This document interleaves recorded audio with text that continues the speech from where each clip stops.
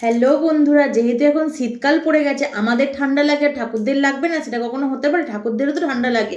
আর সেই কারণে আমি একটা গায়ের চাদর কিনে নিয়েছি। কিনে নিয়ে এবার মাঝখান থেকে আমি অর্ধেক করে, মানে দুটো ভাগে আমি ভাগ করে নিয়েছি চাদরটাকে। এবার আমার যতগুলো ঠাকুর রয়েছে, আমি এখন ঠাকুর ঘরেই বসে আছি, যতগুলো আমার ঠাকুর রয়েছে সমস্ত ঠাকুরদের আমি একই রকম গায়ের চাপা বানিয়ে দেবো।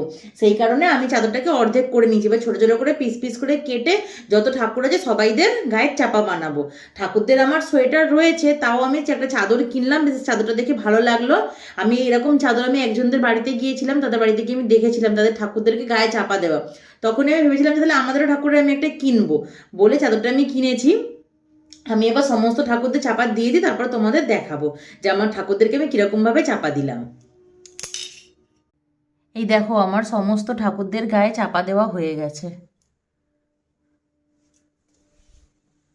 এই যে